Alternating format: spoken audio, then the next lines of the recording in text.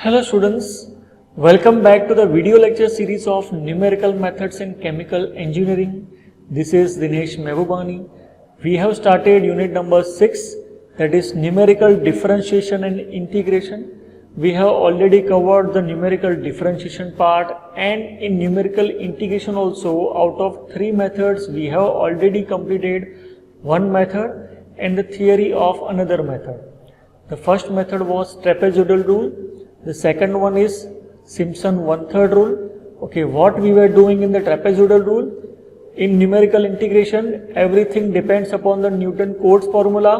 Okay, in Newton-Cotes formula, if I am placing n is equal to 1, then I can derive the formula of trapezoidal rule. If I am placing n equals to 2, then I can derive the formula of Simpson 1/3 rule, and if I am placing n is equal to 3 in Newton-Cotes formula, then I can derive Simpson 3/8 rule.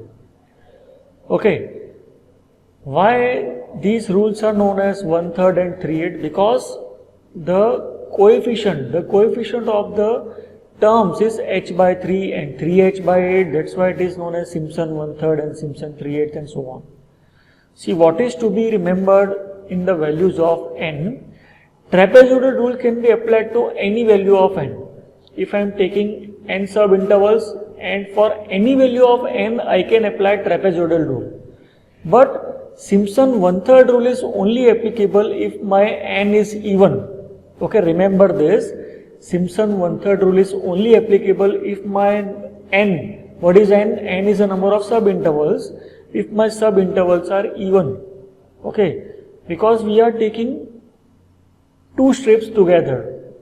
Remember, do you remember the graphical method with the help of which we were finding the integral? We were taking 3 points and we were taking two strips together, right? x0, x1, x2. So we are taking two strips together. So the value of n should be even. Fine. See, let us solve numericals on the basis of Simpson 1/3 rule. See, before starting numerical, first of all, you have to fix the decimal places at 4. Okay, see here we have to compute the integral 0 to pi by 2 under root of sin x dx by applying Simpson 1/3 rule for n is equal to 6. See here the value of n is already given, n is equal to 6 is given, so n is already even, so no need to worry about that. Okay, and accuracy of 4 decimal places is asked. We are already taking the accuracy of 4 decimal places in the calc. See, first of all, we have to find the value of h, and in this numerical you have to keep the angle mode in radian. If you will not keep the angle mode in radian, the whole answer will be incorrect. Okay, here what is the value of a? A is my lower limit, that is 0, b is pi by 2, and n is already given 6. So what will be my h? See, h is equal to b minus a upon n. So what is our h? Pi by 2 minus 0 upon 6. So it can be written as pi by 12. So we have to take the differences of pi by 12. Dear students, make sure that the angle mode is radian, otherwise the whole numerical will be wrong. Okay, what is our next step? We have to make a table. X and f of x is equal to under root of sin x. See, what is my first value? 0. Then I have to take the differences of pi by 12, so it will be pi by 12. Then pi by 12 plus pi by 12, that is 2 pi by 12, that is pi by 6. Pi by 6 plus pi by 12, pi by 4. Okay, then pi by 4 plus pi by 12 is pi by 3. 5 pi by 12, and the last value will be pi by 2. Okay, so in this way you can count the total number of sub intervals. 1, 2, 3, 4, 5 and 6. So the total number of sub intervals are 6. Then we have to calculate all of these values.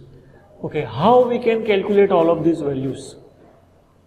See, we can make a equation in the calc I will show you in the next video.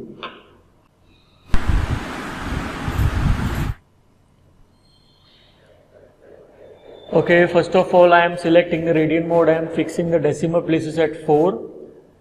Okay, by fixing the decimal places at 4, we have to make an equation under root sine answer equal to, because our function is under root sine x. Okay, then I have to take the first value. Sine 0 is 0, the first value will be 0, right? Okay, see here, my first value will be 0.5087. How I am finding the pi by 12? Exponential pi divided by 12 equal to, then up key equal to. Okay, again exponential pi divided by 6, that is pi by 6 equal to up key equal to. See, pi is not 180 here. Pi is a value here. I am not taking 180, right? Because it is in radian mode. Pi by 4 equal to up key equal to. Again pi by 3 equal to up key equal to. 5 pi by 12 equal to up key equal to. In this way you have to find all of the values. Okay, fine. So I am placing all of these values.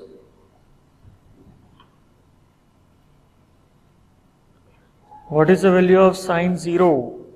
See, sine 0 is 0, so I am writing here 0. Under root sine pi by 12 is 0.5087. Okay. Then 0.7071, 0.8409, 0.9306, 0.9828, and the last value will be 1. Okay, then what is our formula? See, the interesting part comes here.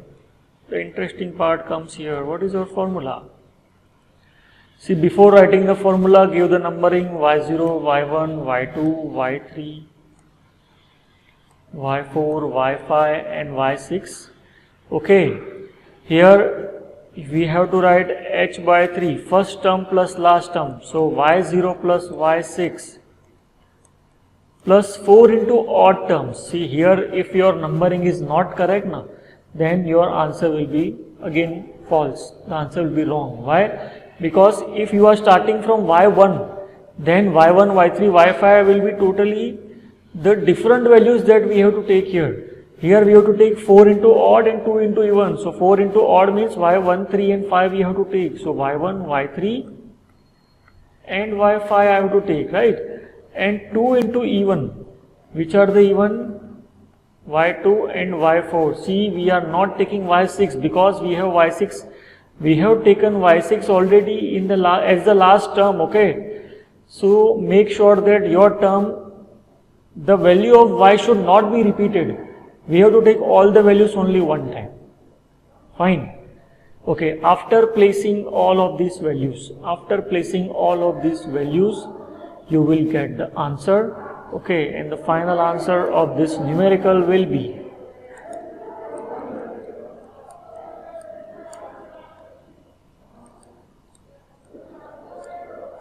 the final answer of this numerical will be 1.1873. Okay, so this is your final answer. Okay students, let us solve one more numerical on the basis of Simpson 1/3 rule. See what is given. Water is flowing through a pipeline 6 cm in diameter. The local velocity is u at various radial positions r are given below. We have to estimate the average velocity using Simpson 1/3 rule, and the average velocity is given by u is equal to 2 upon r square integration from 0 to r ur into ur dr. Okay, where r is equal to 3 cm. See, they have already given the formula. Okay, we have to take the integral with the help of this Simpson 1/3 rule. See, r is equal to 3 is given. Okay, but before that, here you can see the integration is with respect to r. Okay, so this is our r, and the value of h you can see from the table. The value of h from the table you can easily identify, that is 0.5. So first of all, we have to find this integral, okay, UR dr. So we have to first of all take the multiplication of u into r, because we want to take integration of UR, okay. So to find UR, we have to first of all find u into r, okay, u into r for all values. So my first value will be 0, second will be 0.9700, 1.7800, then 1.5 into 1.5, 2.25, then 2.22, then 1.5250, and the last value is 0. Okay, so these are my values of y0 to y6.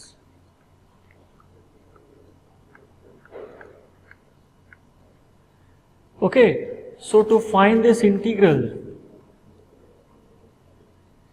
I am first of all finding this integral, and then I will multiply it by 2 upon r square. Okay, so by applying Simpson 1/3 rule, it can be written as h by 3, first term plus last term, okay, plus 4 into odd and 2 into even, okay, plus 2 into y2 plus y4. So this is my formula. After solving this, I will get the value of only this integral, okay, and I have to multiply it by 2 upon r square, because I want to find the average velocity. Average velocity is equal to u. The formula of u is already given. So if you will place all these values, by placing all these values, the answer of this integral will be 4.4967. Okay, the answer of this integral will be 4.4967.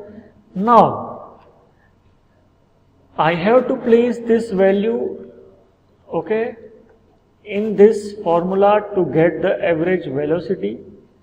First of all, what we did, we found UR. After that, we found integral. Now we have to find the value of u. So I have to multiply it by 2 upon r square. What is our r? R is 2 by 9, and the value of the integral is 4.4967.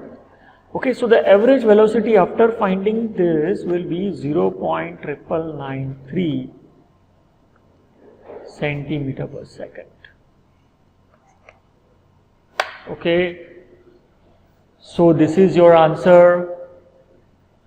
Okay, this is your answer. This is the average velocity, and this is the numerical of application of chemical engineering. Okay, so in this way you can solve any numerical on the basis of Simpson 1/3 rule. In the next lecture, we will start the last method of this chapter, Simpson 3/8 rule.